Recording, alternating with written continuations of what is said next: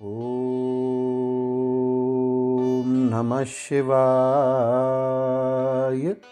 श्री शिव महापुराण उमा संहिता 33वां अध्याय मरुतों की उत्पत्ति, भूत सर्ग का कथन तथा उनके राजाओं का निर्धारण।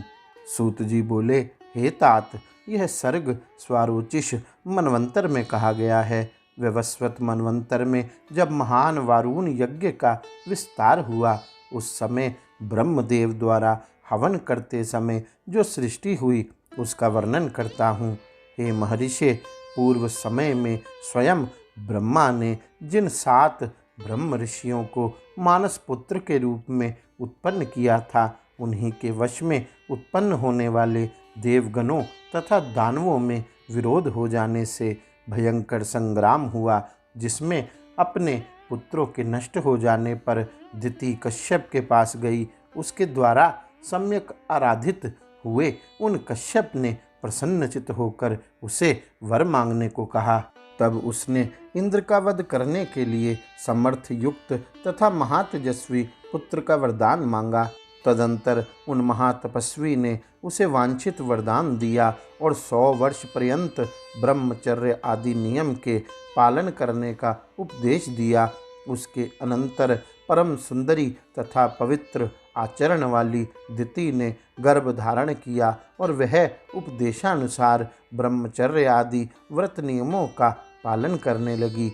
उसके बाद प्रशंसनीय व्रत वाले कश्यप भी दिति में गर्भाधान करके प्रसन्नचित होकर तप करने के लिए चले गए।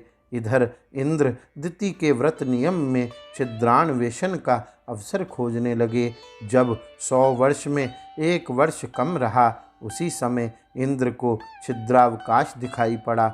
होनहार की प्रबलतावश दिति अपना पैर बिना धोए ही पलंग पर पैर रखने वाले निचले भाग में उल्टे सिर करके सो गई। इसी बीच हाथ में वज्र लिए हुए इंद्र ने दिति के गर्भ में प्रविष्ट होकर उस गर्भ के 7 टुकड़े कर दिए। इस प्रकार वज्र से टुकड़े टुकड़े कर दिए जाने पर जब गर्भ रोने लगा, तब पुनः रोते हुए उस गर्भ के एक एक टुकड़े को वज्रधारी इंद्र ने 7 भागों में काट डाला और उन प्राणवान गर्भखंडों से कहा, मत रो मत रो। 49 टुकड़े करने पर भी वे नहीं मरे।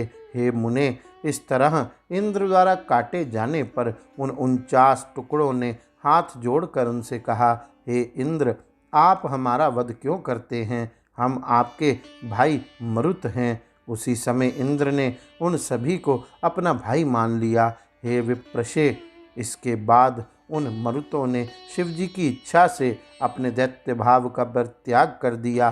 तभी से वे महाबली 49 मरुत नाम वाले दिति पुत्र देवता हो गए और इंद्र की सहायता में संलग्न हो आकाश अथवा स्वर्ग में विचरने लगे। वे ही प्राणी जब अत्यंत प्रवृद्ध हो गए, तब प्रजापति हरि ने पृथु से पूर्व उन्हें राज्य दिया। उन हरि के नामों का श्रवण कीजिए।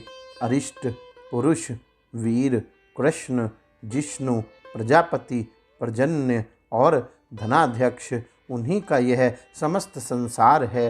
हे महामुने, इस प्रकार मैंने समस्त भूत सर्ग की उत्पत्ति का ठीक ठीक वर्णन किया। अब क्रम से राज्यों के विभाग का वर्णन सुनिए। पितामह ने वेणुपुत्र पृथु को परम शासक के रूप में राज्य पर अभिषिक्त कर क्रमशः राज्यों का इस प्रकार नियोजन किया। उन्होंने ब्राह्मण, वृक्ष, नक्षत्र, ग्रह, यज्ञ तथा तपस्वियों का राजा चंद्रमा को बनाया।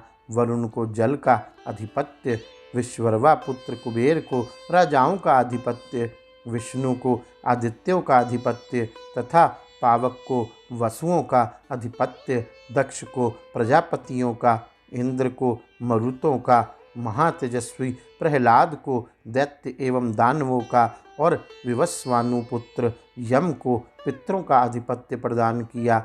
उन्होंने मातृगणों, व्रतों, मंत्रों, गौों, यक्षों, राक्षसों, राजाओं एवं सभी भूत पिशाचों का राजा शूलपाणी भगवान शिव को नियुक्त किया। उन्होंने शैलों का राजा हिमालय को, नदियों का राजा समुद्रों को, मृगों का राजा सिंह को तथा गाय एवं बैलों का राजा गोवृष को और वनस्पतियों तथा वृक्षों का राजा वटवृक्ष को नियुक्त किया। इस प्रकार प्रजापतियों ने सर्वत्र क्रमशः राज्य का परिविभाग कर दिया। सर्वात्मा विश्वपति प्रभु ब्रह्मदेव ने पूर्व दिशा में विराज प्रजापति के पुत्र को स्थापित किया। इसी प्रकार हे मुनि श्रेष्ठ, उन्होंने दक्षिण दिशा में कर्दम प्रजापति के पुत्र सुधनवा को राज्य पद पर नियुक्त किया। उन प्रभु ने पश्चिम दिशा में रजस के पुत्र अच्युत महात्मा केतुमान को नियुक्त किया।